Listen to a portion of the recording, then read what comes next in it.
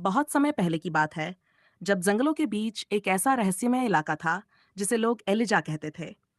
वहां कोई नहीं जाता था, क्योंकि कहा जाता था कि वहां एक डायन रहती है, खूबसूरत। एक दिन एक भटका हुआ युवक अपनी पहचान से दूर अपनी सच्चाई की खोज में गलती से एलिजा की सीमाओं में प्रवेश कर गया।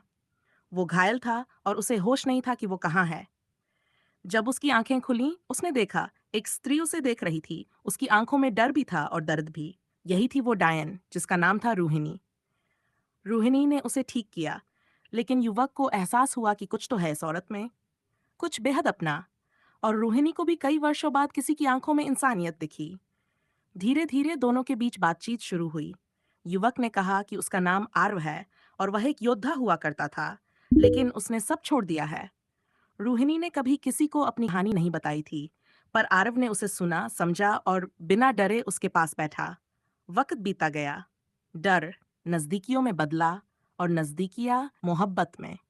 पर एलिजा सिर्फ सुंदरा का नाम नहीं था। वहां भावनाओं की परीक्षा ली जाती थी। रूहिणी का दिल, सचमुच का दिल, एक पत्थर में बंद था, शापित।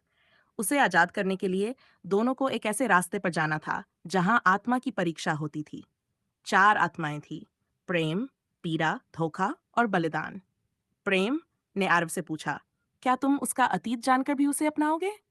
पीड़ा ने रूहिणी से कहा, क्या तुम अपनी शक्तियां छोड़ सकती हो? धोखे ने उन्हें वो सब दिखाया जो रूहिणी ने कभी किया था, वो लोग जिनका दिल उसने तोड़ा था, जिन पर श्राप डाला था।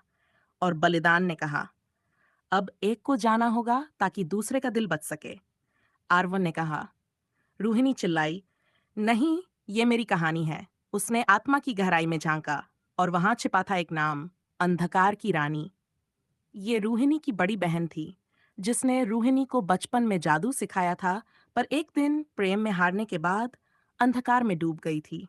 उसने रूहिणी को श्राप दिया था, तेरा दिल कभी नहीं धड़केगा। अब वही बहन शक्ति बनकर उनके सामने खड़ी थी और कहा, दिल का पत्थर अब या तो प्रेम लौटाएगा या बहन छीन लेगा। रूहिणी ने सब कुछ दांव पर लगाकर अपनी बहन से उसका अंधकार निकाल दिया। दोनों बहनें गले मिलीं। दिल ने फिर से धड़कना शुरू किया। श्राप टूटा। रूहिणी इंसान बन गई। आर्व और वाह एक साथ गांव में बस गए। उनकी एक बेटी हुई, अरीना। पर एक रात अरीना के दिल में जरी वही चमकने लगी जिसे रूहिणी ने छोड़ा था। और तब एक साधु आया जिसने कहा, एक अधूरी आत्मा अब भी एलिजा में भटक रही है। उसका नाम है दूसरी डायन। रूहिणी को फिर एक बार जाना होगा, अंधेरे में अपनी बेटी को बचाने और अपनी आत्मा को पूरी तरह मुक्त करने, क्योंकि इस बार दांव पर सिर्फ उसका दिल नहीं, उसकी आत्मा की विरासत थी। अरीना अब 33 वर्ष की हो चुकी थी। शांत गांव की उस पहाड़ी पर जहां उसकी मां रोहिणी ने एक नई जिंदगी शुरू की थी, अरीना अक्सर अकेले बैठकर एक ही सवाल करती, मैं कौन हूं? उसकी मां रोहिणी और पिता आर्व ने हमेशा उसे एक साधारण जीवन देना चाहा, पर अरीना साधारण नहीं थी। उसकी आंखें रात में नीली चमकने लगतीं। उसकी परछाई कभी कभी उससे अलग चलती और सपनों में वह एक आवाज सुनती, तू ही है अगली वारिस। एक दिन गांव के बाहर एक रहस्यमय बच्ची मिली जो बार बार बस एक ही शब्द दोहरा रही थी, एलिजा। रूहिणी ने जैसे ही उस नाम को सुना, उसका चेहरा जर्द हो गया। उसने फैसला लिया, अरीना को सच्चाई बताने का वक्त आ गया था। अरीना, रूहिणी बोली, तेरे भीतर मेरी आत्मा का नहीं, उस अधूरी शक्ति का अंश है जिसे मैंने छोड़ दिया था। तू है दूसरी डायन, वो जिसे सिर्फ एक आत्मा जगाएगी। अरीना डर गई, पर कुछ उसके भीतर जाग चुका था। उसी रात जब सब सो रहे थे, अरीना उस बच्ची के पीछे चल पड़ी और पहुंच गई एलिजा की सीमा पर। और तभी सामने आया एक दरवाजा जो किसी ने कभी नहीं देखा था। दरवाजे पर लिखा था, जो भी इस द्वार से गुजरेगा वो अपनी पहचान भूल जाएगा। पर अरीना के कदम नहीं रुके। भाग दौड़, भूलने वाला द्वार और पहली परीक्षा। अरीना ने जैसे ही उस रहस्यमयी दरवाजे को छुआ, एक तेज रोशनी ने उसकी आंखों को ढक लिया। जब वो होश में आई, उसके चारों तरफ एक अजीब सी दुनिया थी। न वो गांव था, न पहाड़, न ही उसकी माँ की यादें। सब कुछ शून्य था और वो खुद को भूल चुकी थी। तभी एक अजीब परछाई उसके पास आई और बोली, पहचान खो चुकी है, अब परीक्षा शुरू होती है। पहली परीक्षा, आत्मा की सच्चाई। अरीना को एक झील के किनारे ले जाया गया। झील का पानी एक दर्पण जैसा था, पर उसमें उसका चेहरा नहीं, कई चेहरों दिखाई दे रहे थे। एक बच्ची रो रही थी, एक स्त्री जादू बुन रही थी, एक डायन आग में नाच रही थी, और फिर एक आवाज गूंजी, इनमें से कौन है तू? अरीना डर गई। मैं तो बस एक लड़की हूँ। पर झील ने जवाब दिया, तू नहीं जानती, तू वो है जो सब बन सकती है। झील के अंदर से एक नीली लौ निकली और अरीना के सीने से जा टकराई। एक तेज दर्द के साथ अरीना की यादें लौटने लगीं। माँ, पिता, वो बच्ची जो उसे बुलाने आई थी। तभी एक और आवाज आई, यादें लौटाना एक वरदान है, पर उन्हें सहन करना एक श्राप। अरीना की आंखें अब नीली चमक रही थीं। उसके सामने एक नया द्वार खुला। इस बार उस पर लिखा था, दूसरी आत्मा अब जागेगी। वहां खड़ी थी वही बच्ची, पर अब वो बच्ची नहीं रही थी। वो अचानक जवान हो गई। उसके बाल हवा में उड़ रहे थे, आंखें चमक रही थीं, और उसके होंठों से बस एक नाम निकला, मैं हूं एलिजा की छाया, और मैं हूं तेरी दूसरी आधी आत्मा। अरीना, जो अब आधे रास्ते पर खड़ी थी, ने उस रहस्यमयी महिला को देखा, जो अब उसकी छाया बन चुकी थी। वो खुद को पहचानने की कोशिश कर रही थी, लेकिन वह आवाज और तस्वीरें लगातार बदल रही थीं। महिला ने कहा, तू क्या समझती है अरीना? ये द्वार तुझे कुछ और नहीं, बल्कि एक कीमत पर मिल रही शक्ति देगा। अरीना की आंखों में अनिश्चितता और डर था, लेकिन फिर भी कुछ था जो उसे अंदर से खींच रहा था। उसकी छाया अब पूरी तरह जीवित हो चुकी थी, और उसकी आंखें चमक रही थीं, जैसे कुछ काला और गहरा उसमें समाया हो। महिला ने कहा, मैं वो हूं जो तेरे भीतर बसी है। तू खुद को समझ नहीं पा रही है, क्योंकि तू नहीं जानती कि तेरे भीतर किसका अंधकार है। अरीना ने गहरी सांस ली और कहा, मैं जानना चाहती हूँ। महिला हंसी, तू क्या जान पाएगी? अगर तुझे सब समझ में आ गया, तो ये शक्ति तुझे मार डालेगी। लेकिन अरीना ने कहा, मैं जो भी हूँ, उसे अपनाऊंगी। अगर ये मेरा सच है, तो मैं इसे बदलने की कोशिश नहीं करूंगी। महिला अचानक विलीन हो गई, और फिर उसने एक शब्द कहा, तुम खुद को पहचानने के बाद मुझे हराओगी, पर तुम क्या तैयार हो?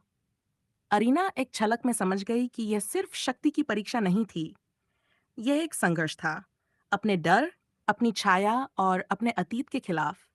वह धीरे धीरे अपने पैरों पर खड़ी हुई और महसूस किया कि उसकी आत्मा की सच्चाई उसे अब बाहर निकाल रही थी। शक्ति उसे घेर रही थी, लेकिन उसने उसे नकारा। अब उसे सिर्फ एक ही बात चाहिए थी, अपने आप को पूरी तरह जानने की ताकत। तभी उसके सामने अंधकार का एक और रूप उभरा। यह था एलिजा का शापित रूप। अब अरीना को यह समझ आ गया कि सिर्फ छाया की रानी ही नहीं, बल्कि एलिजा के अंधेरे के खिलाफ उसकी अपनी लड़ाई शुरू हो चुकी थी।